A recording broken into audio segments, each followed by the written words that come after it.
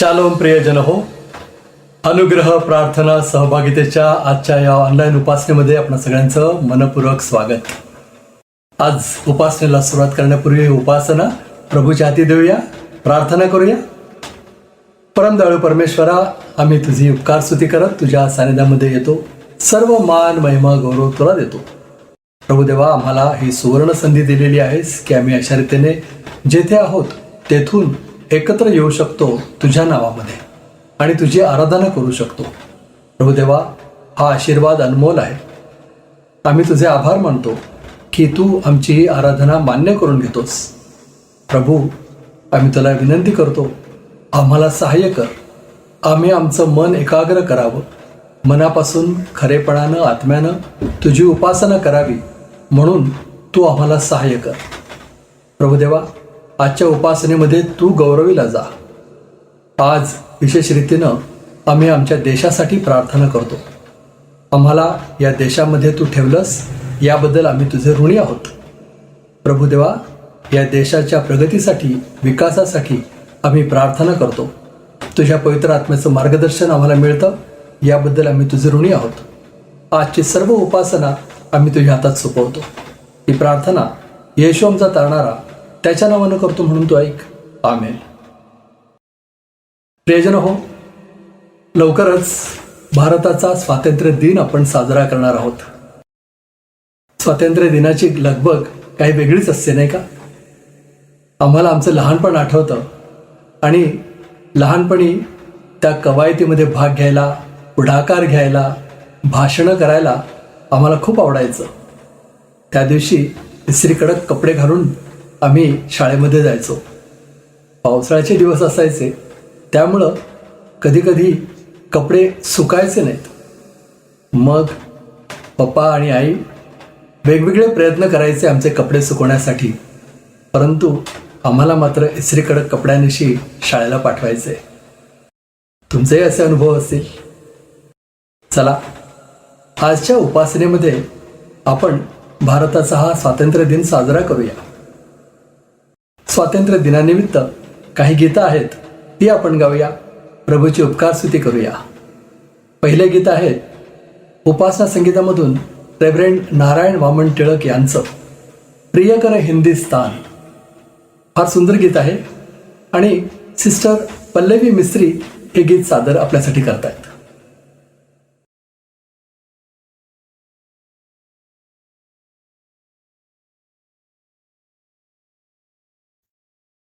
सुप्रभात, good morning आणि shalom. प्रियानो, 15 August 2022 म्हणजे उद्या आपण आपल्या भारत देशाचा, आपल्या मायभूमीचा 75वा स्वातंत्र्य दिन साजरा करणार आहोत. आपण तो मोठ्या जल्लोषात, दिमाखात साजरा करणार आहोत. आणि का करू नये? आपल्या प्रभू येशू ख्रिस्ताने, आपल्या देवाने आतापर्यंत ह्या आपल्या भारत देशाला अनेक परिस्थितींमधून सांभाळलेला आहे. आपल्याला सुबत्ता दिलेली आहे, आपल्याला आशीर्वादाचं जीवन दिलेलं आहे. म्हणून जगाचं माहिती नाही, पण आपण यहोवा देवाची मुलं म्हणून त्या अब्राहमाच्या, इसाहकाच्या आणि याकोबाच्या देवाला धन्यवाद देऊया. कारण की आपल्याला एक माहिती आहे, स्तोत्रसंहिता 22:28 मध्ये सांगितल्याप्रमाणे, कारण राज्य परमेश्वराचे आहे, तो जगावर अधिकार करणारा आहे. कारण राज्य परमेश्वराचे आहे आणि तो जगावर अधिकार करणारा आहे. हालेलुया, देव बापाची स्तुती असो. आणि उपासना संगीतातून यावेळेस आपण गीत नंबर 602 हे गाऊया देव बापाच्या स्तुतीसाठी.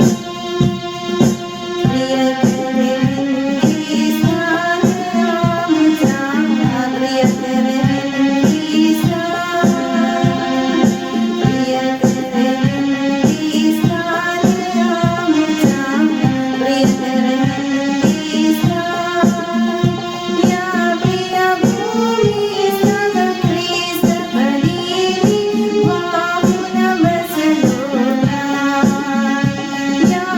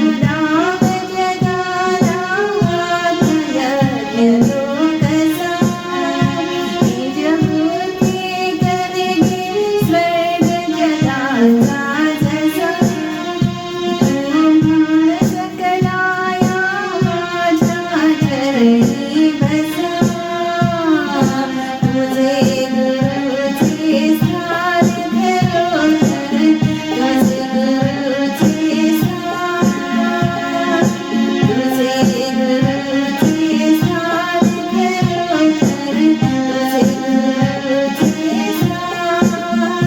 प्रिय जन्मभूमी तू ख्रिस्त रूप होऊन सोड गळे अभिमान. प्रिय जन्मभूमी तू ख्रिस्त रूप होऊन सोड गळे अभिमान. प्रिय करणी स्थान मुझा, प्रिय करणी स्थान, प्रिय करणी स्थान मुझा, प्रिय करणी स्थान. या प्रिय भूमी स्तव ख्रिस्त भरिली वाहून बसलो प्राण. या प्रिय भूमी स्तव ख्रिस्त भरिली वाहून बसलो प्राण. प्रिय कर हिंदुस्थान आमचा, प्रिय कर हिंदुस्थान. स्तोत्र संहिता 33 आणि 12 आपल्याला सांगतो, परमेश्वर ज्या राष्ट्राचा देव आहे ते राष्ट्र आशीर्वादित आहे, ज्यांना त्याने आपल्या वतनाचे होण्यास निवडले आहे ते सुखी आहेत. आपण म्हणूया, परमेश्वर भारत राष्ट्राचा, भारत देशाचा देव आहे. भारत देश आशीर्वादित आहे. त्याने आपल्याला आपल्या वतनाचे होण्यास निवडले आहे आणि आपण सुखी आहोत. आमेन. Hallelujah, hallelujah.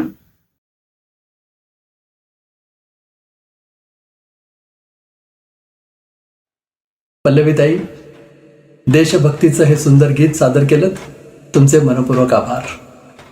यावेळेस साताऱ्याहून बंधू शरद गायकवाड यांनी स्वतः लिहिलेलं आणि स्वरबद्ध केलेलं गीत आपल्यासाठी आणत आहेत. संजीवनीताई आणि अपर्णा हे गीत आपल्यासाठी गात आहेत.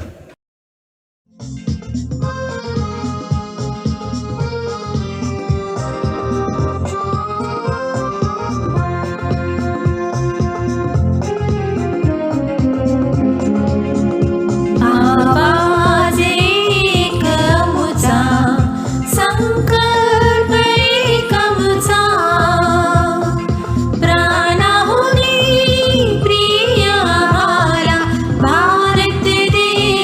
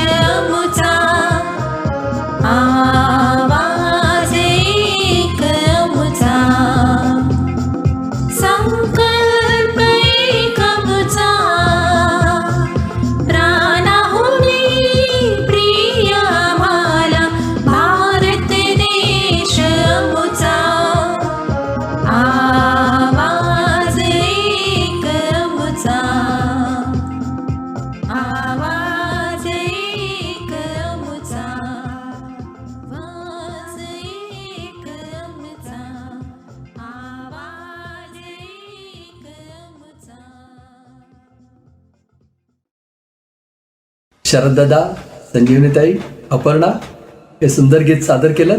तुमचे मनपूर्वक आभार. आता प्रभूचं वचन वाचण्याची वेळ झाली आहे आणि प्रभूचं वचन आज आपल्यासाठी वाचते साताऱ्याहून कॅरोलिन भांबळ. गलतीकरास पत्र ह्याचा 5वा अध्याय 13 ते 15. स्वातंत्र्याचे नियमन प्रेमाच्या द्वारे झाले पाहिजे. बंधुजन हो, तुम्हाला स्वतंत्रतेकरिता पाचारण झाले तरी त्या स्वतंत्रतेने देहवासनांना वाव मिळू देऊ नका, तर प्रीतीने एकामेकाचे दास व्हा. कारण जशी आपणावर तशी आपल्या शेजाऱ्यांवर प्रीती कर, हे एक वचन पाळण्यात सर्व नियमशास्त्र पाळण्यासारखे आहे.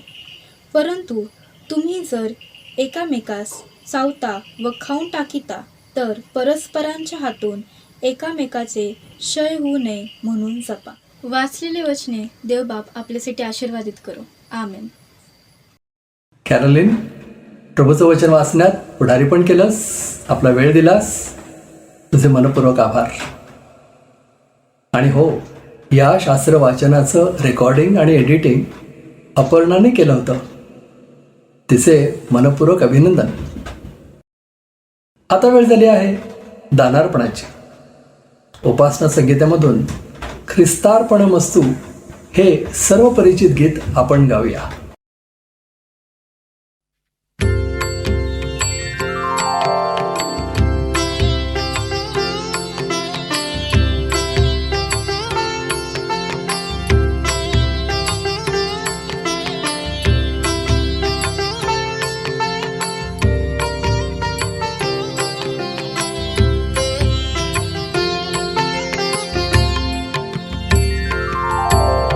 Krishna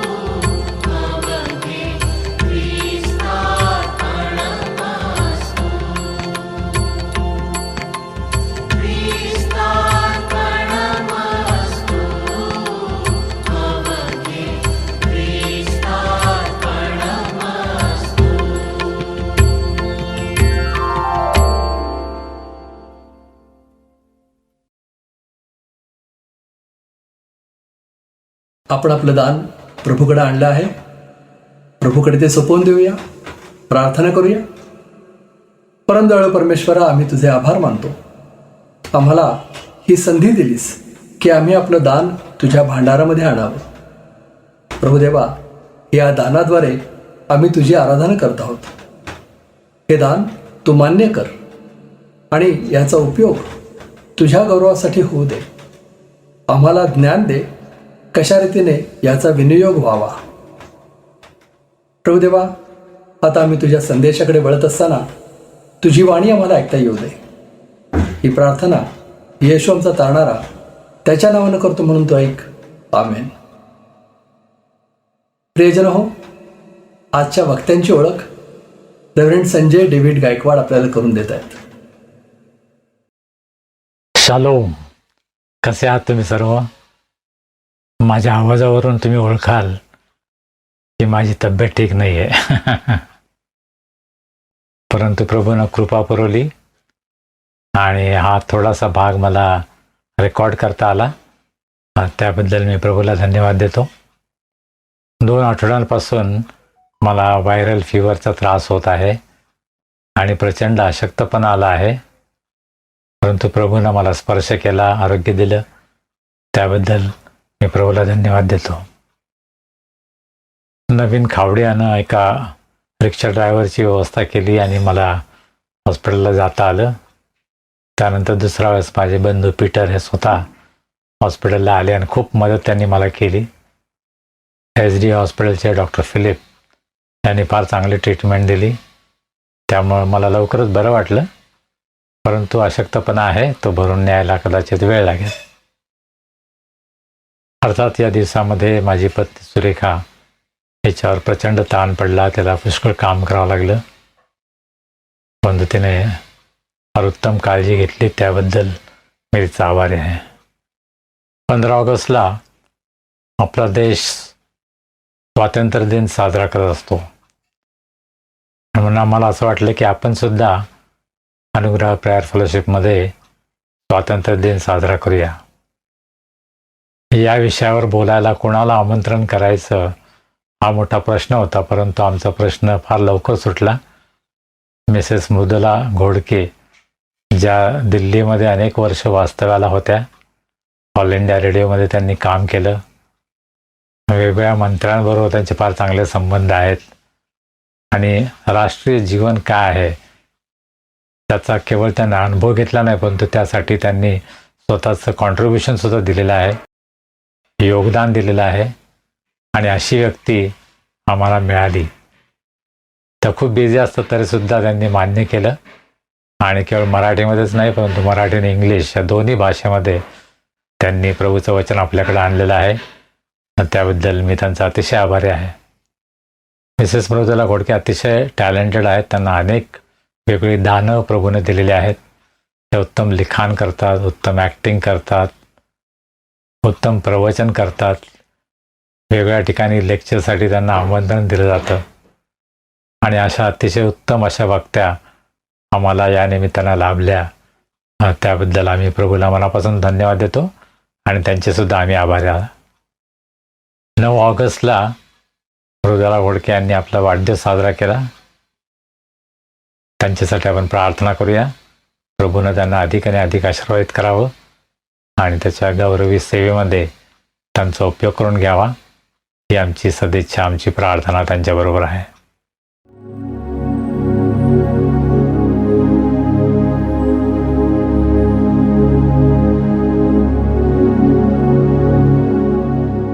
praise the Lord. Shalom. येशू ख्रिस्तामध्ये आपल्या सगळ्यांना खूप खूप सलाम. पुन्हा एकदा मी आपल्या पुढे आलेली आहे. देवापासे खूप आभार मानते की देवा तुमच्याबरोबर बोलण्याची मला ही संधी देत आहे. मी आत्ताच थोड्या वेळापूर्वी शेअर करत होते की मी जेव्हा असे काही उपदेश म्हणणार नाही मी, कारण मी त्या फार योग्यतेची नाही, पण प्रभूचं वचन जे माझ्याकडे आलं आणि ते मी जेव्हा शेअर करते तुमच्याबरोबर, तर मला आणखी थोडंसं त्याच्यावर वचनावर अभ्यास करायला मिळतो किंवा मनन करायला मिळतं आणि त्याच्यामुळे मला प्रभूची कृपा ही किती थोर आहे आणि किती महान आहे हे मला जास्तीत जास्त कळायला लागलेलं आहे आणि मला हे तुम्हाला सांगायला आनंद होतो. आणि त्याच्याबद्दल मी रेव्हरंट संजय गायकवाड यांचे खूप खूप आभार मानते की मला ते संधी देत आहेत.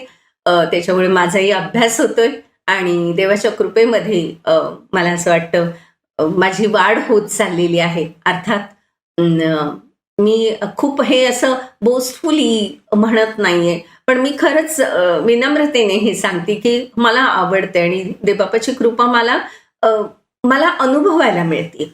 तर थँक्यू पुन्हा एकदा की देवबापाचे खूप आभार मानते मी की आपल्या समोर पुन्हा एकदा मला घेऊन आलेला आहे आणि मी तुमच्याशी इथे आज बोलते. आपण लवकरच आपला स्वातंत्र्य दिन साजरा करणार आहोत आणि तो 78वा स्वातंत्र्य दिन आहे. 15 ऑगस्ट 1947 साली आपल्या देशाला स्वातंत्र्य मिळालं आणि 77 वर्ष पूर्ण झालेली आहेत. स्वातंत्र्य आपल्याला किती मौल्यवान आहे नाही का? आणि या स्वातंत्र्यासाठी कितीतरी लोकांनी आपले प्राण दिलेले आहेत. आपले पूर्ण देशभर ते आंदोलन चालू होतं. आपले स्वातंत्र्य वीर आपल्याला माहिती आहेत, जे हुतात्मा झालेले आहेत, फाशी चढलेले आहेत आणि जो वसाहतवाद त्याचा बळी गेलेले आहेत. पण जेव्हा आपण स्वतंत्र झालो, आपली स्वतःची घटना झाली, आपले स्वतःचे नेते झाले, आपले पंतप्रधान झाले, राष्ट्रपती झाले आणि आपण आपला देश चालवत आहे. हे किती छान आहे ना की जेव्हा आपण स्वतंत्र होतो, स्वतंत्र असतो किंवा स्वतंत्रपणे आपले निर्णय आपण घेऊ शकतो, तो एक आनंद वेगळा असतो. आणि हे स्वातंत्र्य खूप महत्वाचं आहे आपल्या सगळ्यांसाठी सुद्धा. आज आपण अशा एका स्वातंत्र्याबद्दल बोलणार आहोत आणि ते स्वातंत्र्य म्हणजे ख्रिस्तामध्ये स्वातंत्र्य, ख्रिस्तामध्ये आपल्याला मिळालेली मुक्ती. आपण शास्त्रभाग वाचलेलाच आहे, गलातिकरास पत्र याचा 5वा अध्याय आणि वचन 1 ते 15. त्याच्यात पहिल्या वचनामध्येच पॉल म्हणतो की या स्वातंत्र्याकरता ख्रिस्ताने आपल्याला मुक्त केलेलं आहे. कोणतं स्वातंत्र्य बघूयात आपण. आणि म्हणून त्याच्यात टिकून राहा, गुलामगिरीच्या जुवाखाली पुन्हा सापडू नका. या पहिल्याच वचनामध्ये पौलानं आपल्याला स्वातंत्र्याबद्दल पण सांगितलेलं आहे आणि ऍट द सेम टाइम पौलाने आपल्याला एक इशारा सुद्धा दिलेला आहे की ते स्वातंत्र्य ते टिकवून ठेवा, त्याच्यात तुम्ही टिकून राहा आणि पुन्हा गुलामगिरीच्या जुवाखाली, दास्यामध्ये सापडू नका. बघूयात की स्वातंत्र्य काय आहे, खरं स्वातंत्र्य काय आहे. स्वातंत्र्य म्हणजे काही आपल्याला जसं पाहिजे तसं वागणं, स्वातंत्र्य म्हणजे जसा पाहिजे तसा विचार करणं, स्वातंत्र्य म्हणजे घटनेनं आपल्याला अनेक अधिकार मिळालेले आहेत नाही, पण ते अधिकार आहेत त्याच्याबरोबर आपली कर्तव्य सुद्धा आहे. आणि जसं बायबलमध्ये आपल्याला आत्मिक स्वातंत्र्याबद्दल वाचायला आणि ऐकायला मिळतं, तर त्यावेळेस सुद्धा ते स्वातंत्र्य उपभोगताना पॉल आपल्याला वॉर्निंग देतो की पुन्हा त्या जुवात अडकू नका, पुन्हा दास्यत्व करू नका. आपण बघूयात की हे स्वातंत्र्य म्हणजे नक्की काय आहे. पुन्हा एकदा स्वातंत्र्य म्हणजे काही मनमानीसारखं वागणं. आपण कुठेही असलो, इव्हन घरात असलो, आपण आपल्या कामाच्या जागी असलो, आपण कुठे प्रवास करत असलो किंवा आपण आणखी आपल्या मित्रमैत्रिणींच्या समवेत असलो, तरी आपल्याला पाहिजे तसं पूर्णपणे स्वच्छंदी वागू शकतो, पण स्वैराचारी वागू शकत नाही. आणि जेव्हा स्वैराचार होतो, जेव्हा अति कडेलोट होतो स्वातंत्र्याचा, त्यावेळेस त्याचा नाशच होतो. अलीकडेच आपण उदाहरणं पाहिलेली, सेल्फीच्या नादामध्ये मुलं मुली आपले प्राण धोक्यामध्ये घालतात, कारण तो स्वातंत्र्याचा अतिरेक झालेला आहे, कळस झालेला आहे. स्वातंत्र्य की आईवडिलांपासून दूर राहणं आहे, त्यांच्यापासून दूर राहून आपण पाहिजे तसं करू शकतो, पण त्याची परिणती काय होतीये? हत्या वाढलेल्या आहेत, हल्ले वाढलेले आहेत, आत्महत्या वाढलेल्या आहेत, नाश ही त्याची परिणती आहे. आणि कदाचित हे स्वातंत्र्य, त्याचं मूल्य आपल्याला कळलं नाही, तर आपण आपल्याला स्वतःला अशा अनेक दास्यत्वांमध्ये पुन्हा टाकतो. पुन्हा आपण पारतंत्र्याच्या बेड्या आपल्या हातात घालून घेतो. हे पारतंत्र्य काय आहे? कोविडच्या काळामध्ये काय झालं होतं? आपल्याला 4-5 महिने पूर्णपणे घरात राहावं लागलेलं होतं. घरात 30-30 माणसं, तेच काम. आपण बाहेर सुद्धा जाऊ शकत नव्हतो, कोणाला भेटू शकत नव्हतो. ऑनलाईन अतिरेक झालाच. डोळे बिघडले, त्रास व्हायला लागले, ती गोष्ट तर वेगळी होतीच होती. परंतु मी काउन्सिलर असल्यामुळे आमच्याकडे अशा अनेक तक्रारी आल्यात की पती पत्नीची भांडणं व्हायला लागली, मुलं चिडचिडी व्हायला लागली. स्वातंत्र्य किंवा आपला मी टाईम, माझा वेळ हा मिळेनासा झाला. मला एक गोष्ट आठवते. एक राजा होता आणि त्याची कन्या होती, ती एका गरीब माणसाच्या प्रेमामध्ये पडली. राजा तिला समजावत होता की नको, तू त्याच्याशी लग्न करू नको. म्हणजे म्हणली नाही महाराज, मी तर खूप प्रेम करते ह्या मुलावर. तर ते म्हणले ओके फाईन, ठीक आहे, तू प्रेम करतेस का, तर काही हरकत नाहीये, पण माझ्या काही अटी आहेत, तर त्या अटी जर तुम्ही पार पाडल्या तरच मी तुमचं लग्न करेन. मुलगी म्हणाली हो ठीक आहे बाबा, मी करीन तसं. मग राजाने हुकूम दिला की ह्या दोघांना, हे जे प्रेमी प्रेमिका आहेत त्या दोघांनाही एकत्र बांधून ठेवा. त्या दोघांना हा काय ती शिक्षा किंवा ही अट आहे, ती किती सुंदर अट आहे. दोघंही प्रेमी फार खुश झाले की वा, आता म्हणजे आपण अगदी 24 तास बरोबर आपण छान असे बांधले जाणार आहोत. आम्हाला बांधायचंच एकमेकांच्या बरोबर संसारात. झाला, त्या दोघांना बांधण्यात आलं आणि एका खोलीमध्ये ठेवण्यात आलं. थोड्या वेळाने हात कासायला लागले त्या दोराने, नंतर अनकम्फर्टेबल व्हायला लागलं, अगदी आळोखे पिळोखे द्यायला लागले. नंतर ती मुलगी म्हणायला लागली अहो तुम्ही जरा जास्त तिकडे हे होतात, तिकडे माझ्यावर रेलू नका. तो मुलगा म्हणाला अरे काहीतरी काय, हे तुझ्या वडिलांनी केले, मला नको तू त्रास देऊ, इतक्या हे अशा पोझिशन मला बसायची सवय नाही. असे करता करता 1, 2, 3, 4 दिवस झाले आणि त्यानंतर त्यांनी राजाला बोलवलं आणि सांगितलं की कृपा करून आम्हाला मोकळं करा. आहे स्वातंत्र्य तो आम्हाला एकत्र राहण्याचं दिलेलं आहे, ते आम्हाला नको आहे.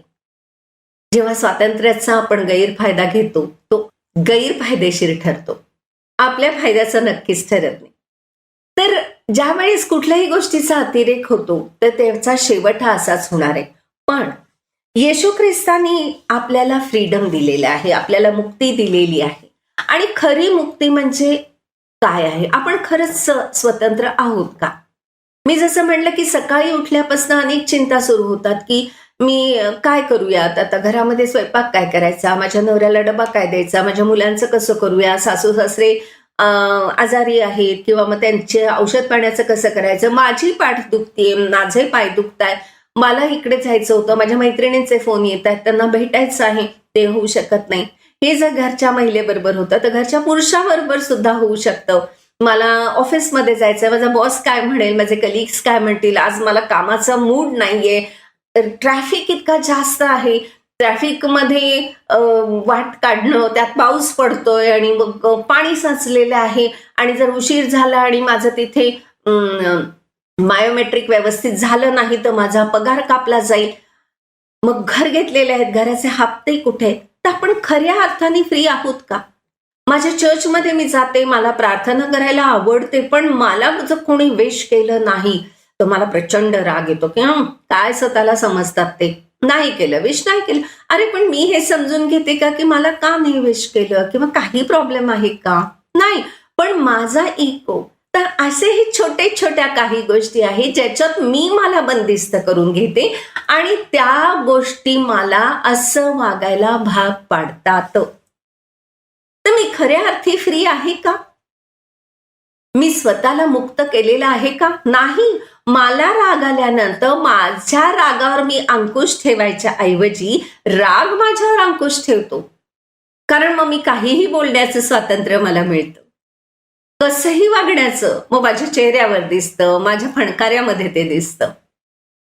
अशा अनेक गोष्टी आहेत. द्वेष आहे, जलसी आहे. आपल्याला मुक्ती, आपल्याला स्वातंत्र्य कशापासून हवं आहे आणि कशासाठी हवं आहे? खरं तर बायबलमध्ये म्हटलेलं आहे की तुम्ही अंधाराची प्रजा आहात, लोक अंधाराची प्रजा आहेत आणि ते मुक्त नाही आहेत. आपण आपल्या पापांनी स्वतःला बांधून घेतलेला आहे.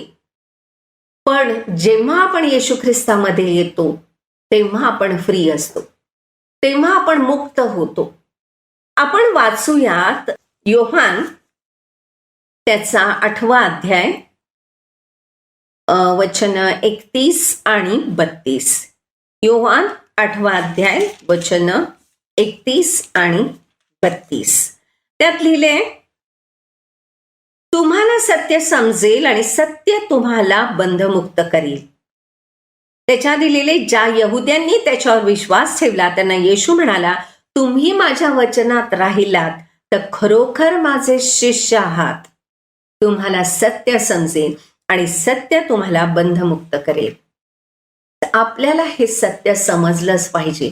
आणि सत्य कोण आहे, सत्य काय आहे, तर मार्ग, सत्य आणि जीवन मीच आहे असं प्रभू म्हणतो, असं येशू म्हणतो. आपल्याला हे नक्कीच कळायला पाहिजे. आपल्याला हे माहितीये की काही काय गोष्टी आपल्याला बांधून ठेवू शकतात. आणि फ्रीडम, हे स्वातंत्र्य का महत्वाचं आहे. पण आपल्याला कशापासून मुक्ती हवी आहे, कशापासून स्वतंत्र असायला पाहिजे. एक आपण बघूया तर चुकीची शिकवणूक. चुकीची शिकवणूक काय की अलीकडे आपण असे बघतो बरेच पंथ आहेत, गुरुजी आहेत, अनेक प्रेषित आलेले आहेत, अनेक ब्रदर्स पण आहेत, अनेक आहे. मला कोणावर पर्टिक्युलरली टीका करायची नाहीये, पण थोडा शिकवणुकीमध्ये बदल आहे. कोणी म्हणतात की येशू ख्रिस्तच कशाला पाहिजे, असे अनेक मार्ग आहेत. जर तुम्ही चांगली कृत्य कराल तर तुम्ही स्वर्गात नक्कीच जाल. चांगली कृत्य म्हणजे काय, म्हणजे मग चांगलं काम करायचं, मग दानधर्म करायचा, मग कोणाला आपण दुखवायचं नाही, मग सगळ्यांशी खूप चांगलं चांगलं वागायचं आणि कधी खोटं पण वागायचं. मग ही सगळी चांगली कृत्य आहेत का. आणि जर ही चांगली कृत्य करून, म्हणजे कोणी म्हणतात की अनेक मार्ग आहेत येशू स्वर्गात जाण्याचे, फक्त येशू ख्रिस्त हाच काय मार्ग आहे. आणि मग काय होतं, आपण म्हणतो की नाही आपण मी काय दानधर्म करतो. काही लोक, म्हणजे कधी कधी माझ्या जवळचेही काही लोक आहे, काय रविवारी चर्चमध्ये जायचंय, दर रविवारी चर्चला जाऊन काय तेच उपदेश आपण ऐकायचंय. पण ज्या वेळेस आपण असं करतो त्यावेळेस ते चाळणीतनं पाणी आणण्यासारखं आहे.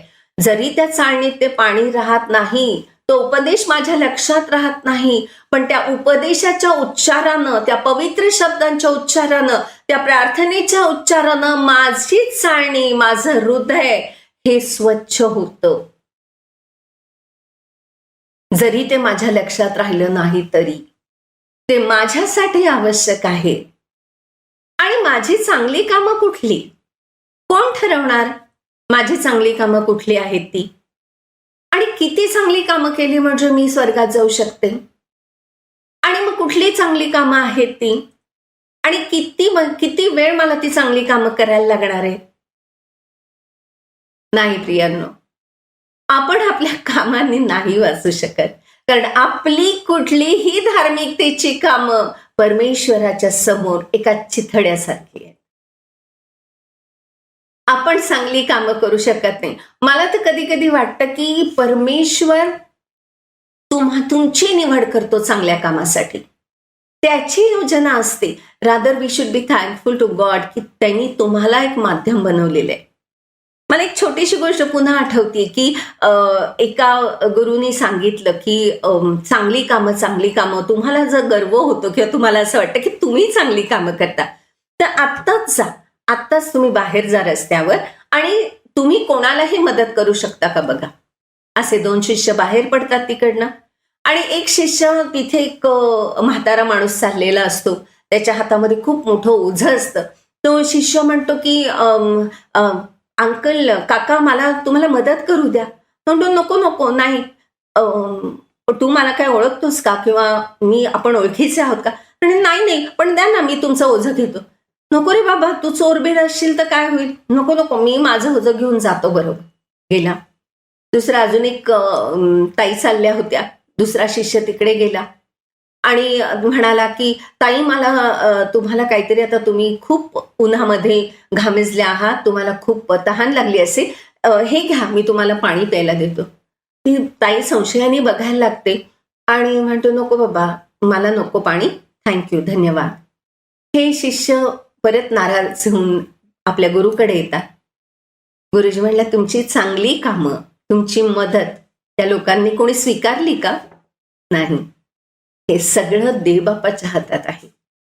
तो आपली निवड करतो, आपण कोणाला मदत करावी, आपण किती मदत करावी, कशी मदत करावी आणि का करावी. आपलं काम फक्त हो म्हणायचं आहे. हो देवा, मी तयार आहे. आणि तो तुमचा मार्ग पुढे ठरवणारा आहे. फक्त आपण कृपेने वाचलेलो आहोत, आपल्या कामानं नाही.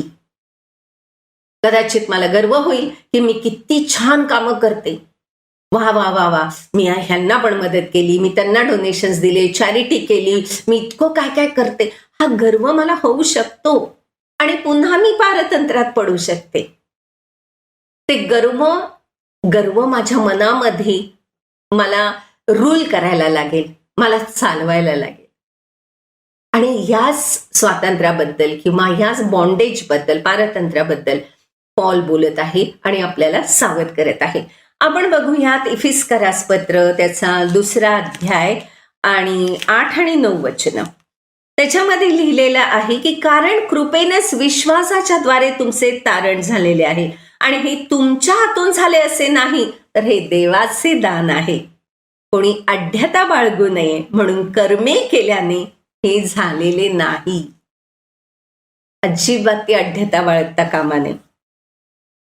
स्वर्गाच्या राज्यात आपला प्रवेश हा आपल्या कामगिरीवर किंवा मी किती उत्तम काम केलं त्याच्यावर नाहीये, माझ्या कामांवर नाहीये, ही माझी क्रेडिट्स नाहीयेत. तर परमेश्वराची कृपा माझ्यावर किती आणि कशी होते त्यावर स्वर्गाच्या राज्यात माझा प्रवेश आहे. मला फक्त येशू ख्रिस्ताला स्वीकारायचं आहे, कारण मार्ग, सत्य आणि जीवन फक्त येशू आणि येशूचे, कारण त्याच्याद्वारे गेल्यापासून कोणालाही स्वर्गाचं राज्य पाहता येत नाही. आणखी कशापासून आपल्याला स्वातंत्र्य पाहिजे, तर असे अनेक आहे. जसं मी आपल्या भावनांबद्दल बोललेलं आहे, मी माझ्या भावना अंकित करू शकत नाही, मी अढ्यता बाळगते. मला कधी कधी खूप राग येतो, मी दुःखी होते, मी उदास होते. अलीकडे अशा कितीतरी केसेस आहेत. मी परवाच एका शाळेमध्ये गेलेले होते आणि तिथे मुलींना काउन्सिलिंग करत होते आणि 9वीच्या मुली, त्यातल्या कितीतरी मुली यांनी आत्महत्येचे प्रयत्न केलेले. का? तर घरामध्ये कोणी त्यांचं ऐकत नाहीये, घरातनं प्रेम मिळत नाही आणि बाहेर ज्या प्रेमात पडतायत त्या, तो मुलगाही आमच्याकडे लक्ष देत नाहीये. कशा प्रकारचं दास्यत्व आहे? चांगल्या चांगल्या घरची मुलं अंमली पदार्थांच्या नशेमध्ये गेलेली आहेत, त्याच्या विळख्यात सापडत आहेत. मुलं मुली ज्यावेळी शिक्षणासाठी आपलं घर सोडून बाहेर येतात त्यावेळेस त्यांना एक वेगळं स्वातंत्र्य मिळतं. त्या स्वातंत्र्याचा उपयोग ते कसं करत आहे? स्वैराचार आहे का खरं स्वातंत्र्य आहे? मला चर्चमध्ये काही मानाचं स्थान मिळालं नाही, तो मला फार राग येतो. मला असं वाटतं की हे काय, मीच बरोबर करणारी आहे, मला कोणी विश केलं नाही तर मी वाट बघते, पण मी स्वतःहून जाऊन विश करत नाही, स्वतःहून जाऊन मी शुभेच्छा देत नाही. मी का देवी? त्यांनी नाही केलं तर मी पण नाही करणार. ही छोट्या छोट्या गोष्टी आहेत ज्या आपल्याला बांधून ठेवतात. माझ्या अढ्यतेमध्ये, माझ्या मीपणामध्ये, मी खूप वेगळी आहे त्याच्यामध्ये अढ्यता. घरामध्ये माझ्या चिंता असतात, मला भीती असते, उद्या कसं होईल, काय होईल. जसं जसं वय वाढत जातं आणि आपला व्हॉट्सअप युनिव्हर्सिटी आहेच, त्याच्यामध्ये बऱ्याच गोष्टी अशा असतात की जेव्हा वाचून मला भीती वाटायला लागते की माझ्याबरोबर काय होणार आहे, उद्या काय होईल, उद्याचा दिवस कसा असेल. मी रिटायर्ड झाल्यानंतर मला असं वाटलं की वा, मी फार फ्री आहे, एकदम आता मनसोक्तपणे राहायचं.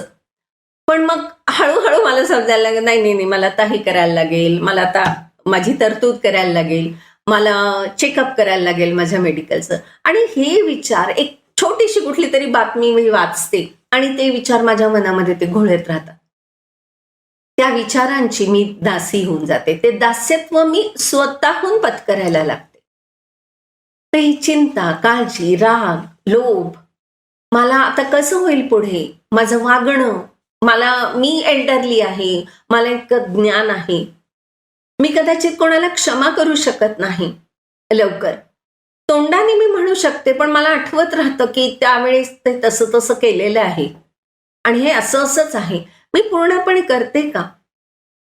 अहो, जे येशू ख्रिस्ताने, परमेश्वरांनी आपल्याला क्षमा केलेली आहे, तुझे अपराध मी आठवणारच नाही. तुझी पाप जर लाल असतील तर मी ती धुवून बर्फासारखी करीन. तो जर आपल्याला हे आश्वासन देऊ शकतो, आपल्यावर एवढी कृपा करू शकतो, आपल्यावर एवढं प्रेम करू शकतो, तर काय आपण दुसऱ्यांवर प्रेम करू शकत नाही का? माझ्या अशा वागण्याने येशू ख्रिस्ताने सरळ म्हटलेलं आहे की माझ्यासारखे बना, त्याच्यासारखा त्याग, त्याच्यासारखी ममता, त्याच्यासारखं प्रेम, सहानुभूती, कळवळा माझ्यामध्ये खरंच आहे का? आपण विचार करूया त्याच्यावर. आणि असं वागून मी परमेश्वराच्या कार्यात अडथळा आणते का? कारण देवाला माझ्या जीवनामध्ये खूप काम करायचंय, मला वाढवायचंय. कारण धार्मिक हा सदाबहार खजुरीच्या झाडासारखा आहे असं त्याचं वचन आहे. ज्याची पाने कोमेजत नाही अशा वृक्षासारखा आहे. पण अशी अनेक कोमेजलेली पानं माझ्या जीवनामध्ये असतात, अनेक चिंता मला ग्रासलेल्या असतात. प्रियांनो, विचार करूया त्याच्यावर की आपण पूर्ण मुक्त आहोत का? आणि हे जे आपण पाहिलेले आहेत की असे अनेक बॉन्डेजेस आहेत, व्यसन आहे, घरामध्ये आपल्याला किरकिर आहे, चिडचिड आहे, वैमनस्य आहे, या सगळ्यातनं आपल्याला मुक्ती पाहिजे. आणि ही मुक्ती आपल्याला कशी मिळवता येईल? तर आपली वैयक्तिक आपलं नातं येशू ख्रिस्ताबरोबर. जितक्यांनी त्याचा स्वीकार केलेला आहे तितक्यांना त्यांनी देवाची पुत्र आणि मुली होण्याचा अधिकार दिलेला आहे. जर आपल्याला हा एवढा अधिकार मिळालेला आहे तर आपले हे रिलेशनशिप, आपलं हे नातं परमेश्वराबरोबर घट्ट का नको करायला? आपण चुकूयात, आपण पडूयात, आपण कितीही आपण वाकड्या मार्गाने गेलं तरी सुद्धा परत आपण येऊ शकतो, त्याच्या चरणावर आपण पडू शकतो, माफी मागू शकतो, कारण तो माफी देणारा परमेश्वर आहे. तर आपलं हे नातं, पर्सनल रिलेशनशिप, त्याच्याबरोबर आपण घट्ट करूया. दुसरं आहे, आपल्याला त्यांनी पोझिशन दिलेली आहे, एक स्टेटस आहे, आपला दर्जा आहे, आपल्याला त्यांनी पवित्र आत्मा दिलेला आहे. तो पवित्र आत्मा आपल्याला गाईड करत राहील. पण त्या पवित्र आत्म्याची वाणी ऐकायला माझं मन, माझे कान हे तत्पर आहेत का?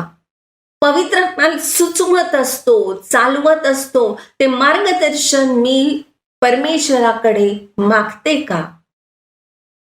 ही पोझिशन मला मिळालेली आहे, त्यांनी आपल्याला एक क्षमता दिलेली आहे. तेच पुन्हा एक वचन आपण बघूया. दुसरा पत्र, पेत्राचे दुसरे पत्र आणि पहिला अध्याय आणि 3रं आणि 4थं वचन.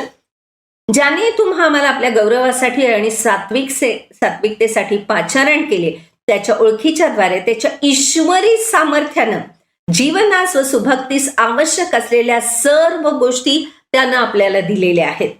त्याच्या योगे मोलवान अतिमहान अशी वचने देवाने आपल्याला दिलेली आहेत, यासाठी की त्यांच्याद्वारे तुम्ही वासनेपासून उत्पन्न होणारी जगातील भ्रष्टता चुकवून ईश्वरी स्वभावाचे वाटेकरी व्हावे. त्यांनी आपल्याला हे वचन दिलेलं आहे, मोलवान असं वचन दिलेलं आहे. म्हणूनच गलतीकरास पत्र 5वा अध्याय आणि पहिल्या वचनामध्ये पौल आपल्याला ही वॉर्निंग देतो की हे स्वातंत्र्य आहे, हे टिकवून ठेवा. परमेश्वर हे करू शकतो, परमेश्वराला अशक्य असं काहीही नाहीये. आपण त्याच्यावर सर्वस्वी अवलंबून राहूया.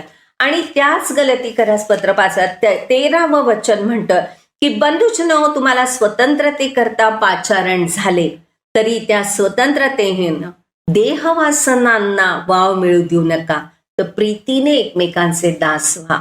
या स्वातंत्र्याचा उपयोग आपण देवावर प्रेम करण्यासाठी, एकमेकांवर प्रेम करण्यासाठी करूया. आणि प्रीती अनेक अपराधांवर पांघरून घालते, अनेक अपराध ती झाकून टाकते. जशी देवाने आपल्यावर प्रीती केलेली आहे तशी प्रीती आपण एकमेकांवर करूया. आणि देवाला कधी सोडायचं नाही. काय म्हणलेलं आहे?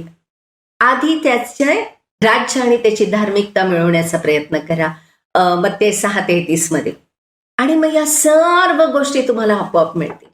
पण मला पैशाच्या मागे लागणं, माझं आरोग्य तपासण्याच्या मागे लागणं, मला माझ्या घरातल्यांच्या काळज्या आहेत, मला माझा अहमपणा आहे, माझी समाजातली पोझिशन आहे, मला माझं ज्ञान दाखवायचं असतं, मला बाकीचे खूप उद्योग आहेत की जिथे मी बाकीचं सगळं करते पण परमेश्वराला त्याचा जो वाटा आहे तो मी देऊ शकत नाही. आणि त्याच्यामुळे मी स्वतःला पारतंत्र्यामध्ये घालत असते. त्यामुळे प्रियांनो, खरं स्वातंत्र्य काय आहे? तर आपल्या ज्या शारीरिक गरजा आहेत, आपल्या ज्या वासना उत्पन्न होतात, मी वासना फक्त वाईट अर्थी नाही म्हणत, पण एखाद्या भावनेचा मी दास बनणं ही सुद्धा एक प्रकारची वासना आहे. राग आहे, लोभ आहे, मत्सर आहे, हेवा आहे, दुःख आहे, ह्याच्यामध्येच खितपत पडणं हे पारतंत्र्य आहे. त्याच्यापासून आपल्याला मुक्ती पाहिजे, आपल्याला आपल्या चिंतांपासून मुक्ती पाहिजे आणि आपल्याला संपूर्णपणे येशू ख्रिस्तामध्ये सबमिशन, त्याच्यामध्ये आपल्याला पूर्णपणे समर्पण असं हवं आहे. एक छोटीशी गोष्ट मी तुम्हाला सांगते.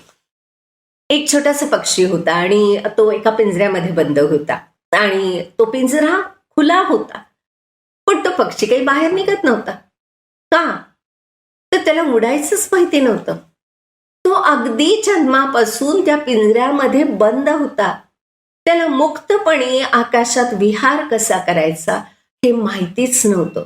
त्याच्यामुळे त्या पिंजऱ्याचं दार जरी उघडं होतं तरीही त्या पक्षानं आपलं सगळं जीवन त्या बंद पिंजऱ्यामध्ये, त्या पिंजऱ्याच्या आतमध्ये घालवलं. आपल्याला वाटत नाही का की आपल्यापैकी बरेच जण असे आहेत, आपण आपले समस्या, आपले प्रॉब्लेम्स, आपल्या चिंता, आपली पाप, आपलं गिल्ट, आपलं अहमपणा, या सगळ्यामध्ये आपण गुंतून पडलेलो आहोत आणि आपल्याला परमेश्वराचं प्रेमच समजून घेता येत नाही. आपण ऐकतो त्याच्याबद्दल, पण तो अनुभवतो का? घाबरू नका. परमेश्वरानं आपल्यासाठी तो पिंजरा उघडलेला आहे. त्याच्या एकुलत्या एक पुत्राचं, येशू ख्रिस्ताचं बलिदान देऊन जर आपण ठरवलं की आपण तो पिंजरा सोडायचाय, आपल्याला ते पारतंत्र्य सोडायचंय, आपल्याला स्वातंत्र्याकडे जायचंय, आपल्याला मुक्त आकाशात, परमेश्वरानं दिलेल्या आकाशामध्ये मला उड्डाण घ्यायचं आहे, मला विहार करायचा आहे, तर आपण ते आपल्या शक्तीनं, आपल्या भक्तीनं, आपल्या चांगल्या कृत्यानं आपण नाही करू शकत. केवळ आणि केवळ परमेश्वराच्या कृपेनंच आपण ते करू शकतो. आणि त्या कृपेसाठी आपण येशू ख्रिस्ताकडे येऊन, त्याच्या पायापाशी येऊन, तो मार्ग, तो सत्य, तो जीवन आहे हे स्वीकारून त्याच्या इच्छेप्रमाणे, त्याच्यानुसार जीवन जगण्याचा प्रयत्न करून ते स्वातंत्र्य आपण अनुभवू शकतो. आणि त्यामुळेच आपल्याला आपल्या पापांपासून मुक्ती मिळते, कारण त्यांनी आपला प्राण दिलेला आहे, आपल्या पापांसाठी प्राण दिलेला आहे. तर केवळ पापांपासून नाही, सगळ्याच समस्यांपासून ती मुक्ती मिळू शकते आणि अनंतकालचं जीवन आणि शांती हे आपल्याबरोबर राहू शकते.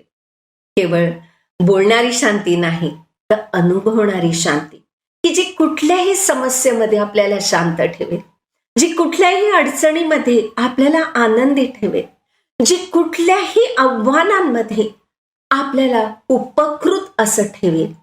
परमेश्वराचे उपकार मानण्यासाठी. चला मग परमेश्वराकडे जाऊया आणि त्या येशू ख्रिस्ताला आपला मुक्तिदाता म्हणून स्वीकारू आणि नवीन असं जे स्वातंत्र्य, जे आत्मिक स्वातंत्र्य आहे ते आपण अनुभवूया. आपण प्रार्थना करूया. धन्यवाद देते माझ्या देव बाप्पा, ही संधी, हे सुंदर स्वातंत्र्य तू आमच्यासाठी सिद्ध केलेलं आहेस. माझ्या परमेश्वरा, ते आत्मिक स्वातंत्र्य अनुभवायला तू आम्हाला शक्ती दे, मार्गदर्शन कर. आमचे डोळे उघड, आमच्या आत्म्याचे डोळे उघड माझ्या परमेश्वरा. आणि प्रभू, तुझ्या मार्गावर वाटचाल करण्यास तू आम्हाला सहाय्य आणि शक्ती दे. आम्ही दुबळे आहोत प्रभू, आम्ही स्वतःहून काहीही करू शकत नाही.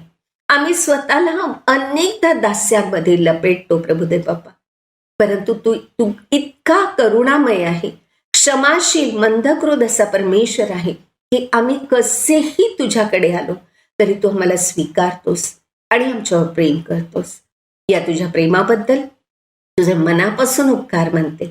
हो परमेश्वरा, आम्हाला तुझ्यामध्ये वाढायचंय, तुझी कृपा स्वीकारायची आहे आणि तुझ्या प्रेमामध्ये आकंठ बुडून जायचं आहे. ती शक्ती आम्हाला दे, ते सामर्थ्य आमच्यामध्ये दे, ती नवीन ऊर्जा आमच्यामध्ये. हे सर्व काही मागते आमचा तारणारा येशू ख्रिस्त याच्या प्रिय नाव आणि गोड नावामध्ये, म्हणून तू ऐक. आमेन.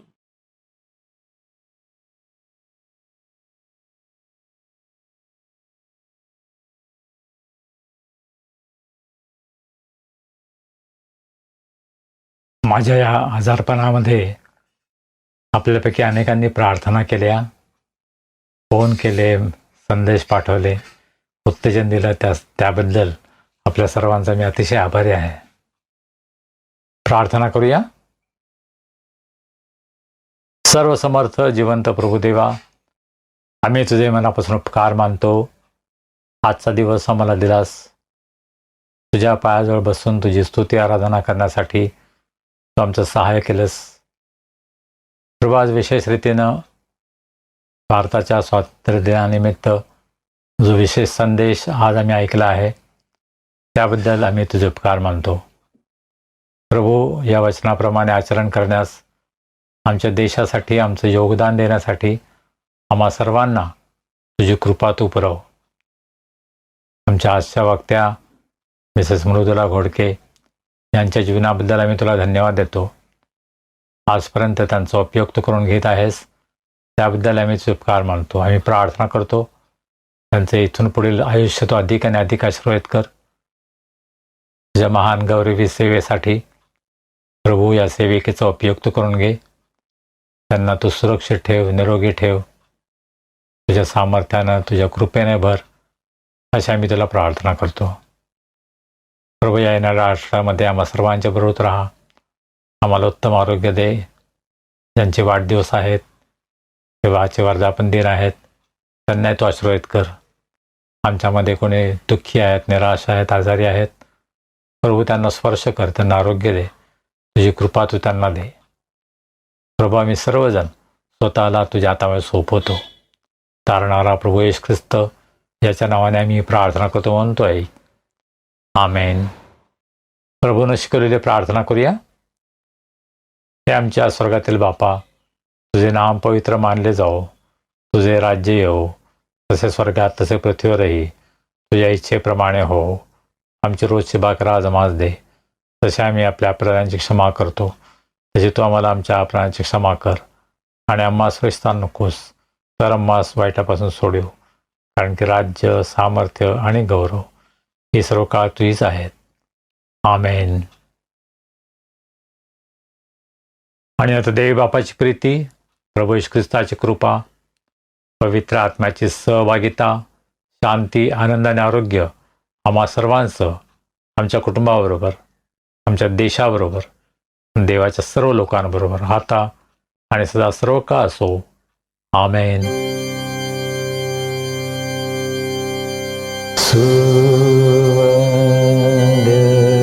देवा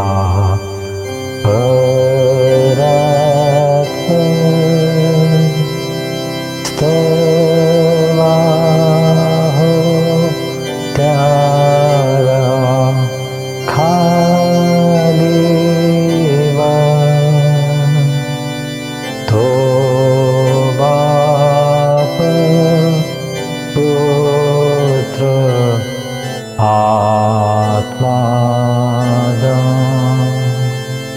त्रेक्याला द्या अनंत आमेन. प्रियजनो, आजची उपासना आशीर्वादाची ठरली, आवडली? या उपासनेची लिंक पाठवणार ना आपल्या मित्रमंडळी, नातेवाईकांना? आता भेटूया पुढील रविवारी. आणि हो, पुढील रविवारी आपल्या उपासनेमध्ये प्रभुभोजन असणार आहे. तेव्हा मनाच्या पूर्ण तयारीनिशी आपण उपासनेमध्ये सहभागी होऊया. आता भेटूया पुढील रविवारी. तोवर शालोम.